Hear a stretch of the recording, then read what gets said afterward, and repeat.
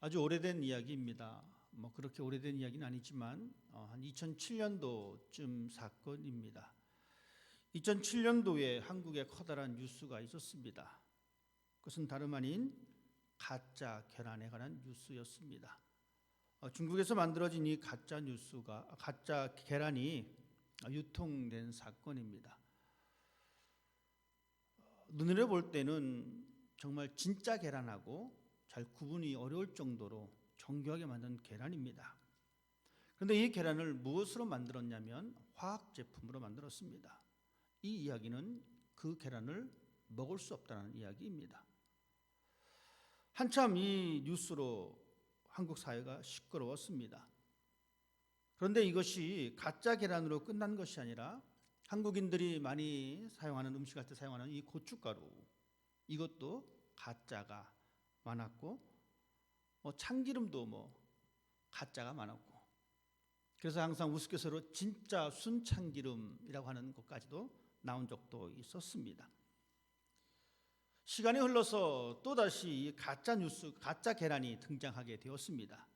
그런데 이번에 만든 이 가짜 계란은 미국에서 생산된 계란입니다. 그런데 이것은 먹지 못하는 가짜 계란이 아니라 이 계란 알러지가 있는 사람들을 위해서 만들어낸 대체 식품입니다. 진짜 계란과 마찬가지로 먹을 수 있는 그러한 계란이고, 이 계란에는 이 단백질이 풍부하게 함유되어 있고 이 콜레스테롤이 없는 이 대체 식품입니다. 비단 가짜 계란만 있는 것이 아니라 가짜 고기도 있습니다. 물론 명칭을 가짜 고기라 하지만 대체 고기입니다. 육류로 만든 고기가 아니라 콩을 이용해 만든 고기입니다. 이런 것들은 말하지 않고 쉽게 되면 이게 진짜 소고기인지 이게 돼지고기인지 잘 모를 때가 있습니다.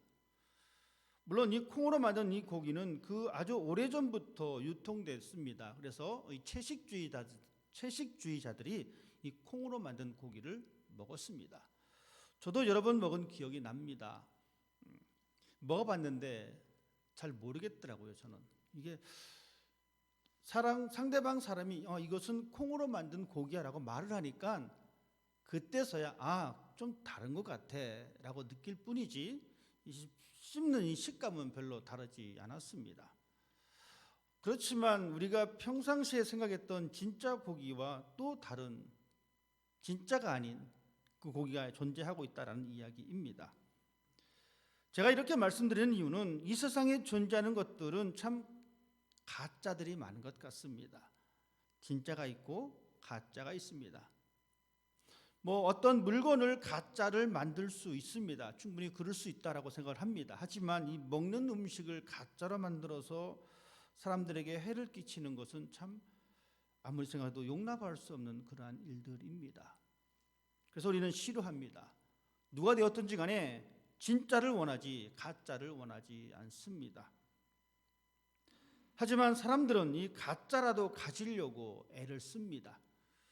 흔히들 좋아하는 명품 가짜라도 갖고 싶어 하는 사람들이 있기 때문에 또 가짜가 만들어지기도 합니다. 하지만 정작 원하는 것은 진짜입니다. 진짜를 가질 때에 우리 마음에 자긍심이 있습니다. 아주 작은 것이라 할지라도 진짜를 소유한 사람은 어깨를 펴고 삽니다. 하지만 가짜를 가지고 있는 사람은 이 가짜가 들통날까 봐 전전긍긍합니다. 이것이 우리의 모습입니다. 우리의 신앙도 마찬가지인 것 같습니다. 우리의 신앙도 하나님 보셨을 때에 진짜가 있고 가짜가 있습니다. 물론 사람이 봤을 때도 진짜가 있고 가짜가 있어서 그것을 구분할 수도 있습니다. 그 구분에 대해서 오늘 하나님께서는 말씀해 주고 있습니다. 예수님께서 오늘 본문 말씀을 통해서 우리에게 사람들에게 이렇게 말씀해 주고 있습니다. 거짓 선지자들을 삼가라라고 말합니다. 양의 옷을 입었습니다. 그렇지만 속에는 노략질하는 일이다라고 말씀해 주고 있습니다. 양의 옷을 입고 다가오지만 그 속은 굶주린 이리떼와 같이 무엇인가를 뺏어 먹으려 하는 그 마음이 있다라는 이야기입니다. 거짓 예언자는 구약 성경에도 계속 등장합니다. 수천 년 동안 하나님을 믿었던 그 백성들에게 거짓 선지자는 항상 따라다녔습니다. 성경은 이 거짓 예언자를 이렇게 이야기하고 있습니다. 자신의 이익을 위해서 거짓으로 나는 선지자다라고 말하는 사람과 자신의 유익을 위해서 하나님의 말씀이다라고 그 말씀을 선포하는 사람입니다. 성경은 계속해서 이 거짓 선지자를 이야기할 때에 이 거짓 선지자들이 참 선지자들을 핍박하고 있다라고 이야기합니다.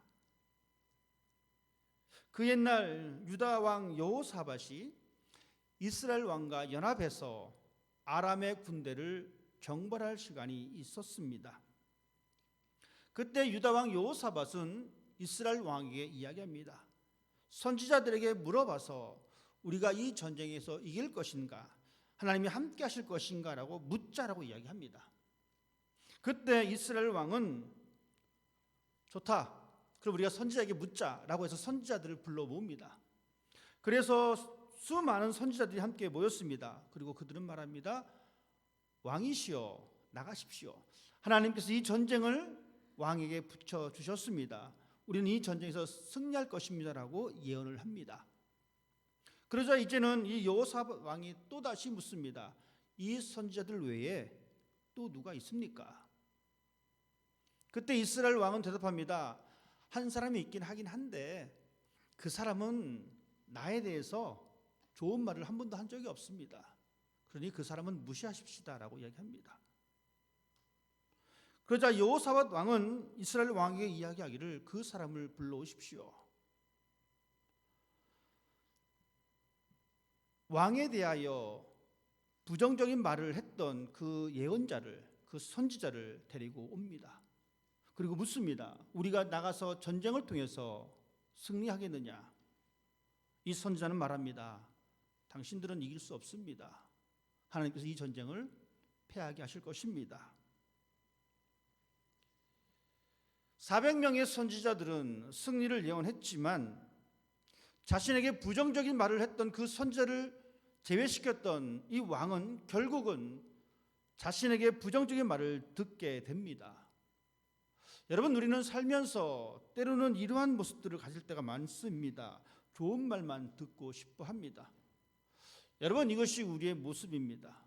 누군가가 나에게 부정적인 말을 한다거나 누군가 나에게 좋지 않은 말을 하게 되면 그 사람을 가까이 하는 것을 싫어합니다. 멀리합니다. 이것이 우리의 습성입니다. 마찬가지로 이 미가야 선지자는 전쟁의 실패와 죽음을 예언했습니다.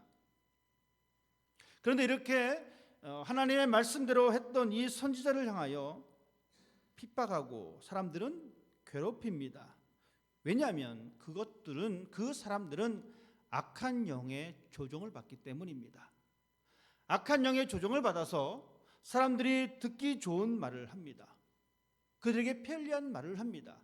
위험한 일이 있음에도 불구하고 위험하지 않다라고 이야기합니다. 잘 되니까 모든 것이 다 평화스럽다라고 이야기합니다. 예레미야 선지자도 그렇게 정의해 주고 있습니다. 하나님의 뜻을 용기 있게 전하지 않고 대중의 구미에 맞게 사탕 발림으로 전하는 사람들이라고 이야기해 주고 있습니다. 이것이 거짓 선지자의 모습입니다. 구약 성경은 이렇게 여러 곳을 통해서 거짓 선지자에 대해서 말씀해 주고 있습니다. 그들을 경계하라라고 말해 주고 있습니다. 그러면 그 사람들을 어떻게 구분할 것인가? 여러분 생각해 보십시오. 400명의 사람이 승리한다라고 외쳤습니다. 한 사람만이 실패한다라고 외쳤습니다. 누구 말을 듣겠습니까? 저 같아도 400명 말을 들을 것 같아요. 왜요? 절대 다수가 그렇게 이해하니까, 절대 다수가 성공한다라고 하니까 성공할 것 같습니다. 그러나 한 사람은 실패한다라고 얘기합니다. 사상껏건 내가 듣고 싶은 말을 듣는 것이 아니라 내가 듣기 싫어하는 말을 합니다. 여러분, 우리는 이 거짓 선지자를 구분하는 방법을 성경에서 그 해답을 찾을 수가 있습니다. 성경은 이렇게 이야기해주고 있습니다. 선포된 그것이 이루어지지 않는 것이면 그것은 거짓 예언자다라고 이야기해주고 있습니다. 거짓 선지자다라는 이야기입니다. 왕에게, 백성들에게 좋은 말만 하는 사람들입니다. 죄를 저질렀음에도 불구하고 뭐 그럴 수도 있지 뭐 괜찮아 이렇게 넘어갑니다. 그러니 죄를 지은 사람은 자신의 죄를 지적하지 않으니까 편합니다.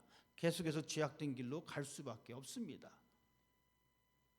이것이 바로 거짓 선지자들의 모습입니다. 그들은 결국에는 백성들로 하여금 하나님께로부터 멀어지게 만듭니다.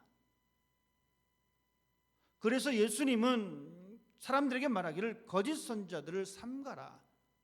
양의 옷을 입었지만 그 속은 누락질하는 이리떼와 같다라고 말씀해 주고 있습니다. 그러시면서 그들을 잘 구별하라라고 말해 주고 있습니다. 예수님께서 계속해서 말씀해 주고 있기를 그들의 열매로 그들을 알 것이다. 구약 성경에 나타나 있는 것처럼 그들이 선포한 말이 하나도 응답되지 않았다. 결국 그들의 말은 아무런 효능이 없다라는 것입니다. 즉 열매가 없다라는 이야기입니다. 가시나무에서 포도를, 엉겅퀴에서 무화과를 맺을 수 없다라고 이야기하고 있습니다. 이스라엘 근교에는 포도나무랑 비슷한 이 가시나무가 있다라고 합니다. 갈매나무라고 하는 나무가 있는데 멀리서 보면 이 포도처럼 이렇게 송이송이가 맺혀 있는 그 나무가 있다라고 합니다. 그래서 사람들은 멀리서 보고 대충 보고 저거 포도나무구나라고 착각을 일으킬 수 있다는 것입니다. 말씀대로 이 엉겅퀴도 마찬가지입니다. 이 엉겅퀴 가운데에 꽃이 피는 엉겅퀴가 있습니다. 여러분 무화과나무에 꽃이 피고 그 꽃이 열매가 되어지는데 마치 그것과 같이 이 엉겅퀴도 멀리서 보면 저것도 무화과구나 이게 착각할 수 있다는 이야기입니다. 그래서 예수님은 말씀하십니다. 가시나무에서 포도가 맺지 않는다. 엉겅퀴에서 무화과가 맺을 수 없다라고 이야기합니다. 오히려 그러한 나무들이 영양분을 다 뺏어서 다른 나무가 성장하지 못하게 만드는 결과를 갖습니다. 그렇기 때문에 주님은 말씀하십니다. 좋은 나무마다 아름다운 열매를 맺고 못된 나무가 나쁜 열매를 맺는다. 여러분 열매를 말씀해 주고 있습니다. 선지자의 열매가 있느냐 없느냐, 저는 오늘 이 말씀을 준비하면서 저에게 참 많이 적용을 시켰습니다. 선지자인데 목사인데 과연 열매가 있느냐 없느냐. 주님은 열매 없는 이 선지자를 멀리하라라고 말씀하십니다. 주님은 열매 없는 선지자에게서 떠나라라고 말씀하고 있습니다. 이 말씀은 먼저 선지자들을 구별을 해야 된다는 것입니다. 또한 이 말씀을 우리 모두에게 적용하게 되시면 우리 모두에게 주어지는 말씀입니다.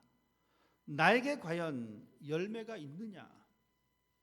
그 옛날 선지자들이 선포한 예언의 말씀이 응답이 없으면 거짓 선지자듯이 나에게 주어지신 이 하나님의 말씀이 내 삶에 열매가 없다면 거짓 선지자는 바로 내가 될 수도 있다라는 이야기입니다.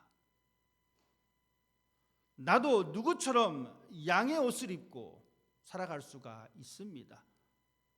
내 속은 무엇인가를 물어뜯기 위한 이리떼일 수도 있다는 것입니다.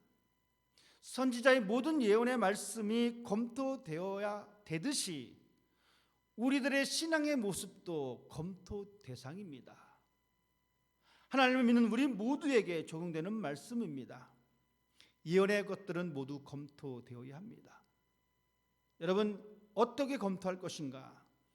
입술의 고백이 아니라 선포된 말씀의 전부가 아니라 그 선포된 말씀이 어떻게 실천되어졌는가, 어떻게 이루어졌는가를 통해서 검사하라고 성경 분명히 말씀해주고 있듯이 우리의 신앙도 마찬가지입니다.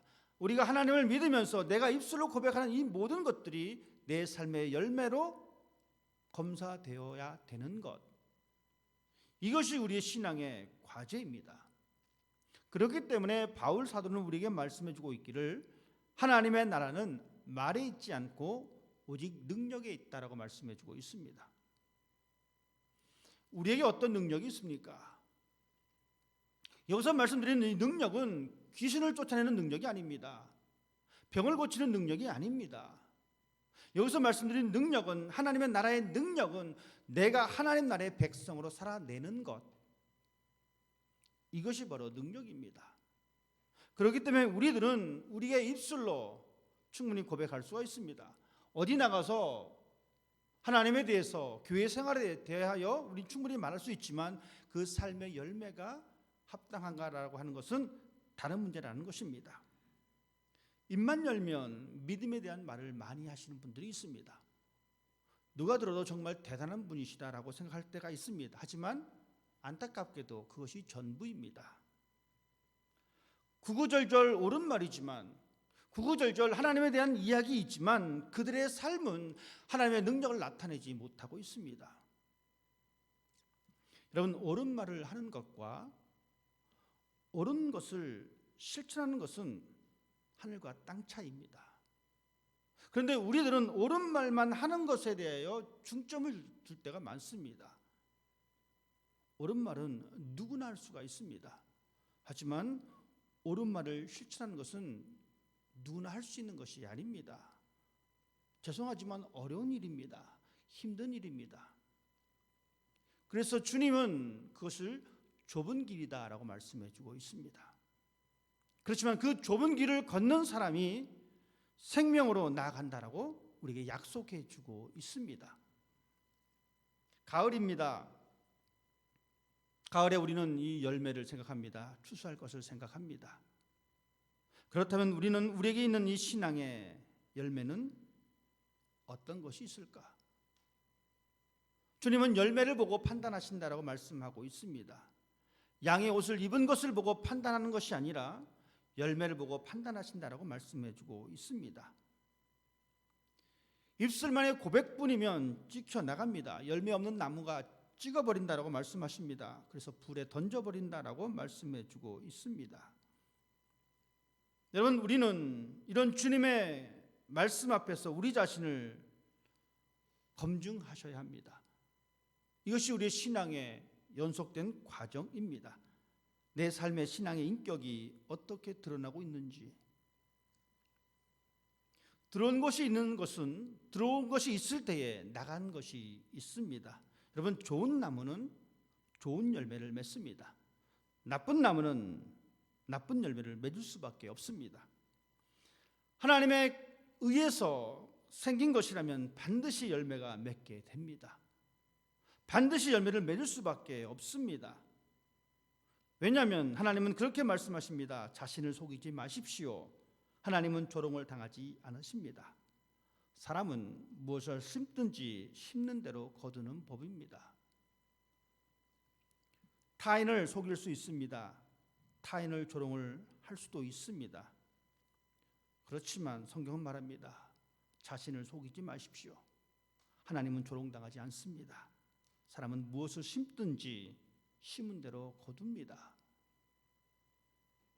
추수를 생각하는 이 시기에 나는 과연 무엇을 거둘 수 있을까? 이 말은 나는 그동안 과연 무엇을, 어떤 나무였는가라는 것입니다. 하나님은 우리들에게 열매를 바라고 계십니다.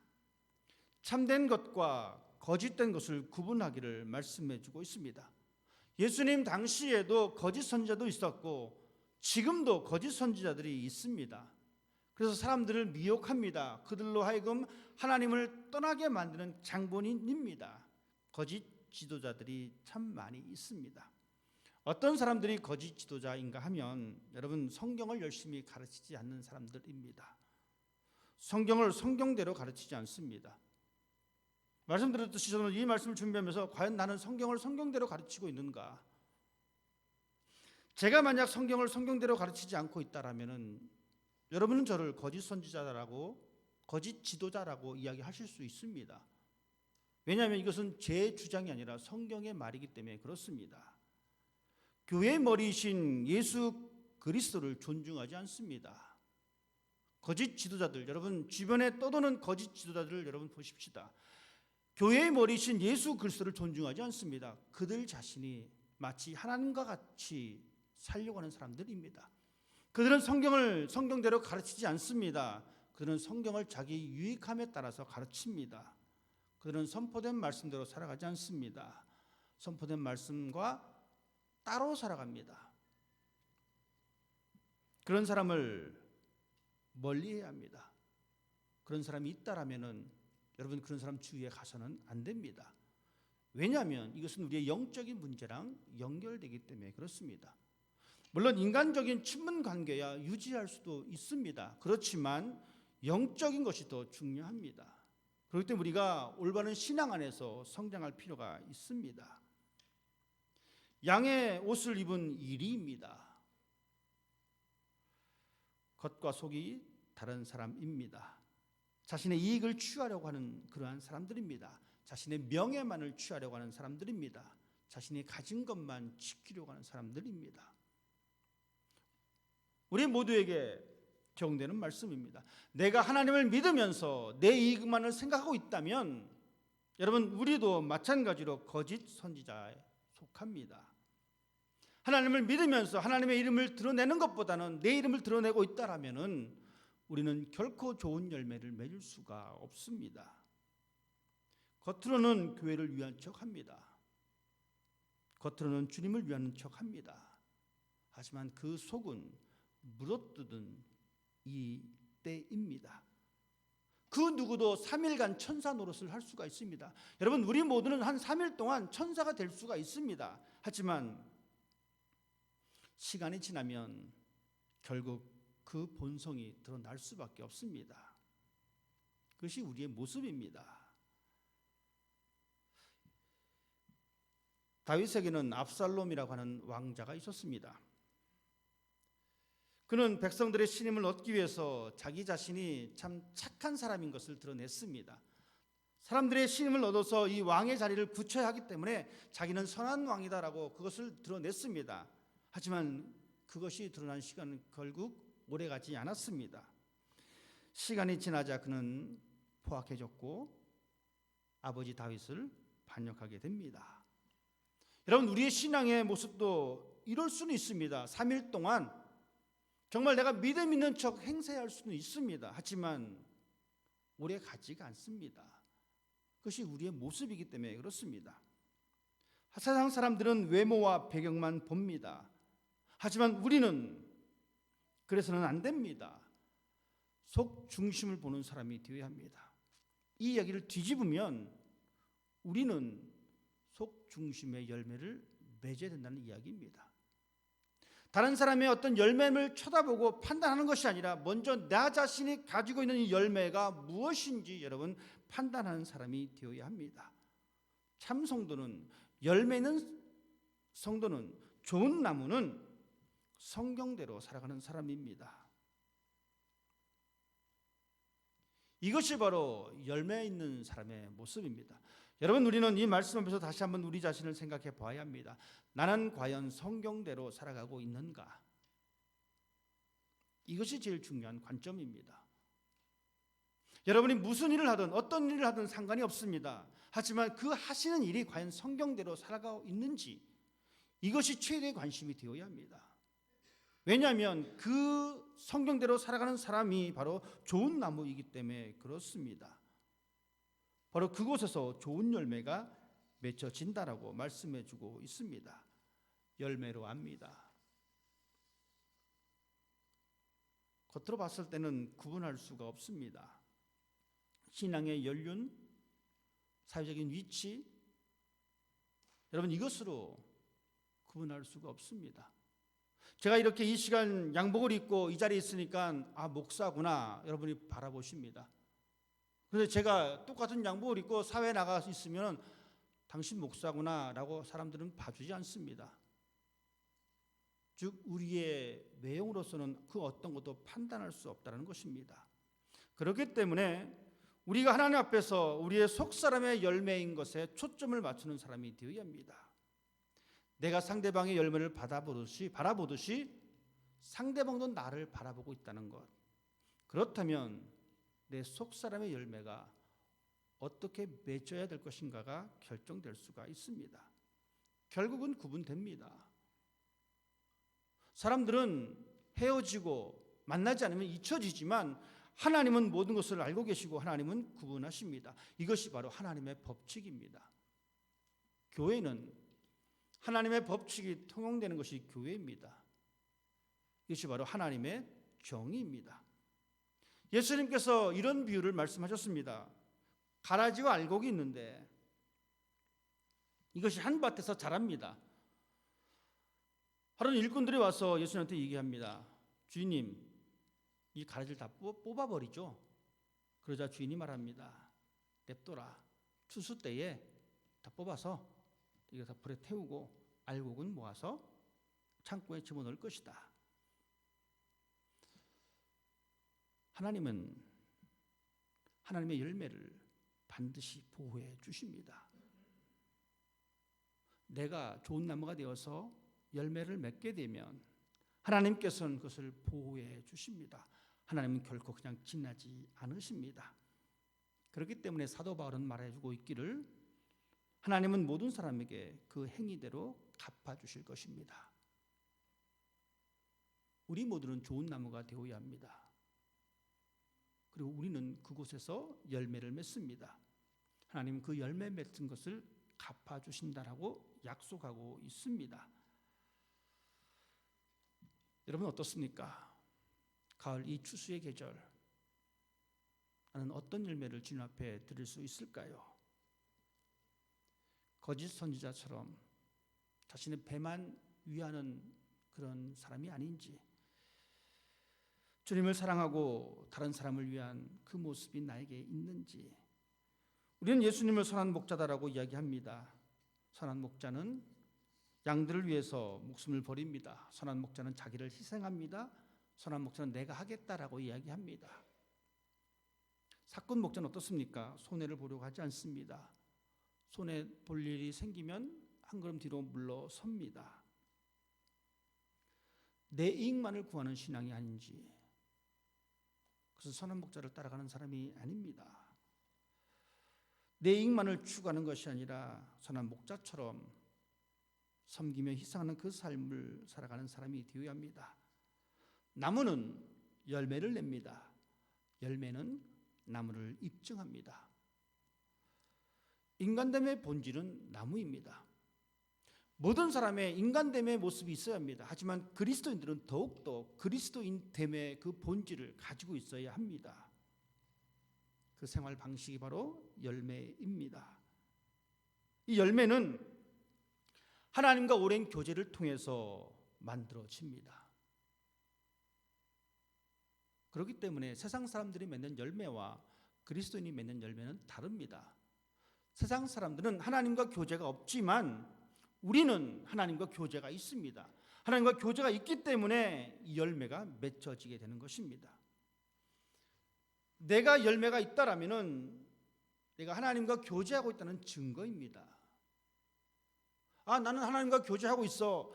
말씀드렸지만 말은 그렇게 하루에도 수백 번 말할 수 있습니다. 나는 하나님과 교제하고 있어. 나는 하나님과 교제하고 있어.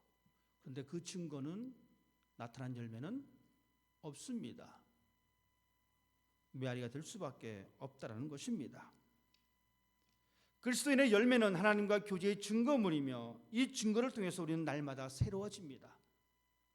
새로워질 수밖에 없습니다.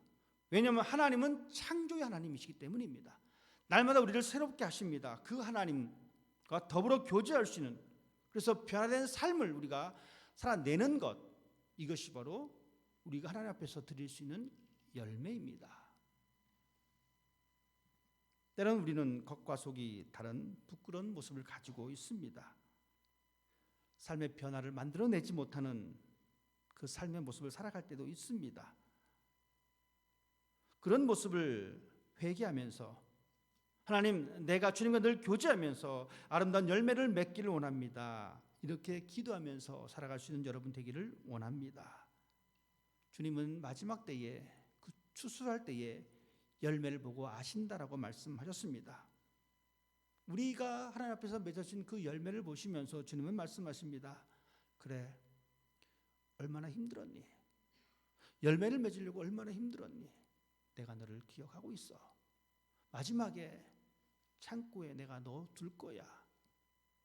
이런 하나님의 음성을 소망하시면서 우리에게 주어진 이 땅의 시간들에 열매 맺기 위해서 귀한 삶을 살아낼 수 있는 여러분 되시기를 주님의 이름으로 부탁을 드립니다.